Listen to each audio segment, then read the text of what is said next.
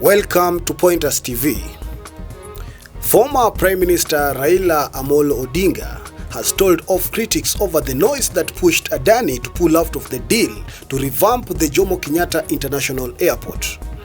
Raila said those who were behind the fall of the Adani deal were interested in a similar thing and wanted them out of the picture. The former Prime Minister accused the critics, saying they paid people to tarnish Adani's reputation as they were interested in the deal.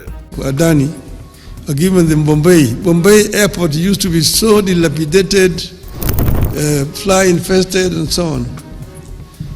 They could have constructed Bombay airport. Today Bombay airport is so efficient when you go there.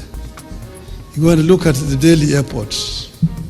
When Modi eventually became Prime Minister of India, he now replicated what he had done in Gujarat in the whole of India. Within the time that he has been the Prime Minister for 10 years, they have constructed 130,000 kilometers of railway line through PPP.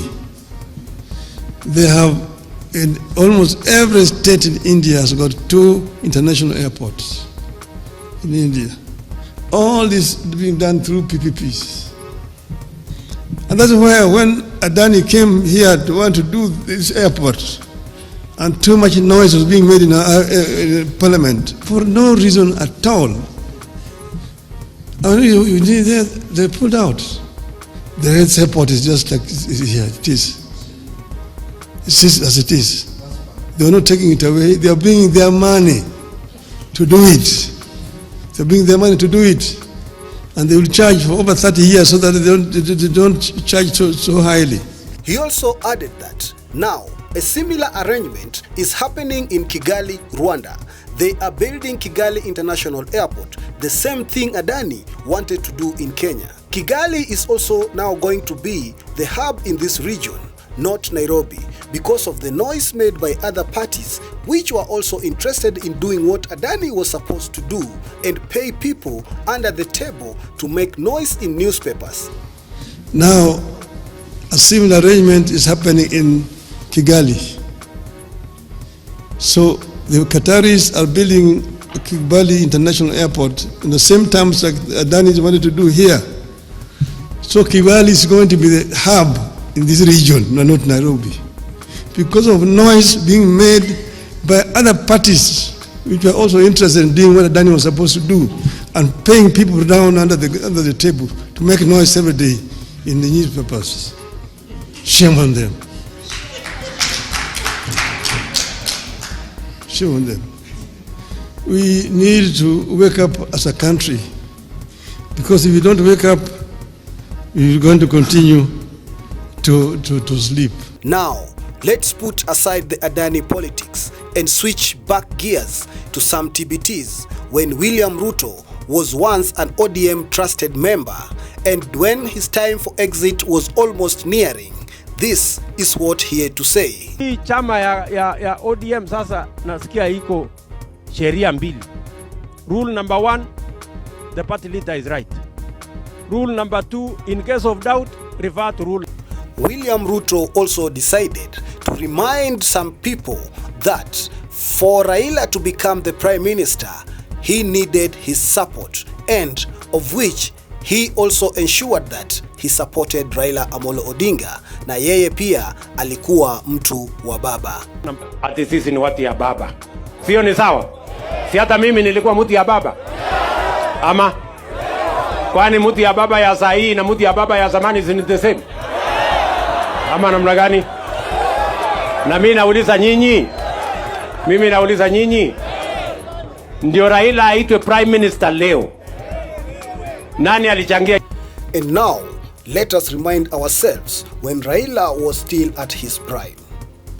A charismatic, approachable and relatable politician who is always telling jokes when addressing the crowd. Akasema tafadhali basi wacha niingize kichwa peke yake. Akaambiwa karibu. Akaingiza kichwa. Baadaye akasema sasa shingo peke yake. He mixes humor with politics to win people's attention, and at the same time he throws in funny stories of playful digs at opponents.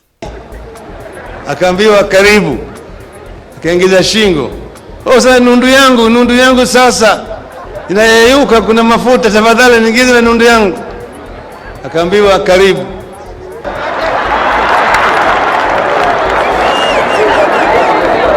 Akaambiwa karibu.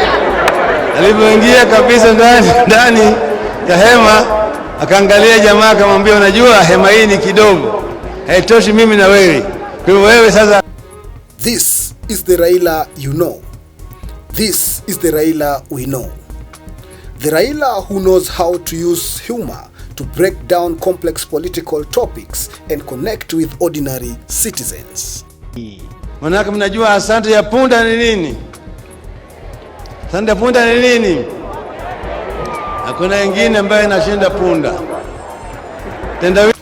We still have a lot to remind ourselves, and here Raila promised that he was going to support William Ruto to fulfill the agreements and the promises that the Kenya Kwanza government promised. He was going to help William Ruto to deliver, and that anyone who is doubting their pact or their agreement should not judge them now. The naysayers give us space, give us room, and judge us in 2027.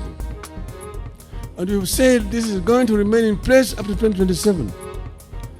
After that, we will see where we go to.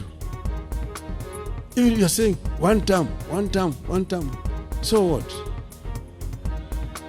The Kenyans who will decide the term, and we will see where we want to go.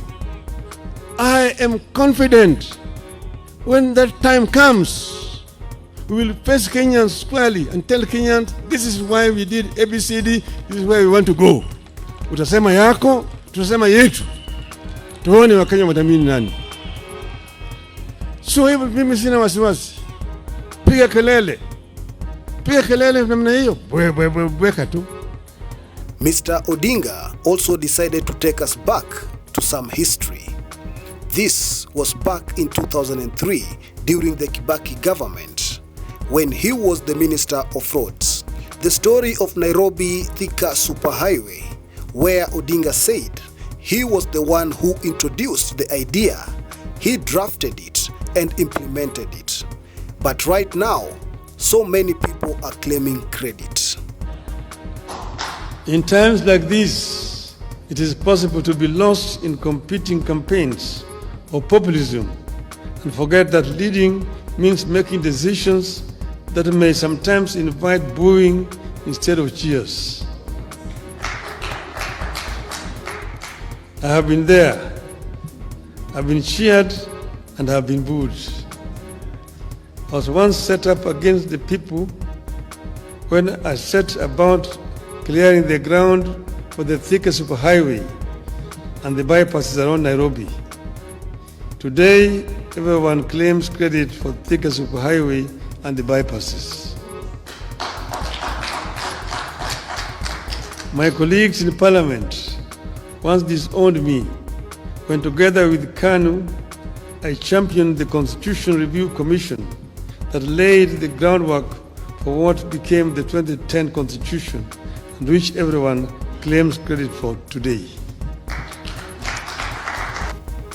The ODM leader also criticized members of the party who have been making speculations about the party's future decisions that have not been agreed upon by the party's decision-making organs. He also said that the party is yet to decide on whether or not to field a presidential candidate in the coming 2027 general elections, adding that the party will give the directions later. And we must remain as ODM. And we've signed and agreed that we'll work together up to 2027.